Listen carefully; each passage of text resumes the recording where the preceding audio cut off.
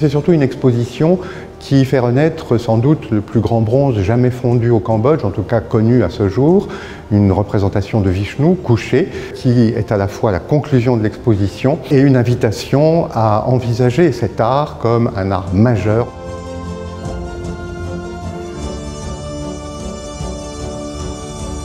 L'exposition nous offre un panorama absolument complet de l'art du bronze au Cambodge, des origines, donc de la période protohistorique, jusqu'au temps moderne. L'exposition permet de réunir un ensemble unique de chefs-d'œuvre, des pièces absolument remarquables, mais qui n'ont jamais été montrées, exposées, ni au Cambodge et encore moins à l'étranger, de pièces émanant de restitutions récentes, ou bien encore des pièces qui peuvent paraître plus modestes, qui sont des éléments de décor architectural par exemple.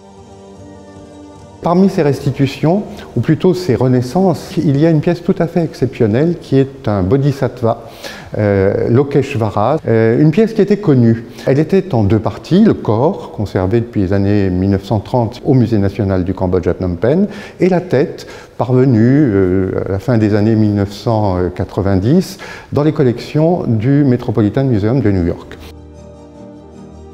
C'est à l'occasion de recherches postdoctorales réalisées dans ce musée en 2012 donc, que j'ai pu identifier donc, la tête et avec ce corps, en fait, voir que ces deux pièces étaient à l'origine, faisaient partie d'une même statue, et ensuite c'est par l'examen technologique de ces pièces, par l'analyse qu'on a pu confirmer en fait cette première hypothèse.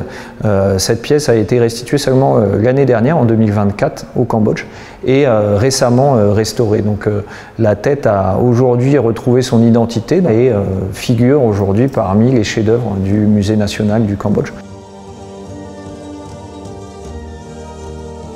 On a retrouvé au cœur dans le corps des éléments en bronze doré qui décoraient à l'origine une porte en bois. Donc il y avait tout un décor en fait architectural qui ornait les maçonneries des temples et aussi tous les éléments de menuiserie, des cloisons, des portes. Par un travail d'étude stylistique, on a pu repositionner ces éléments. C'est une manière donc, de faire redécouvrir donc, tous ces éléments qui ornaient les temples et qui aujourd'hui sont vides de ce décor mais qui étaient très largement ornés et décorés de métal.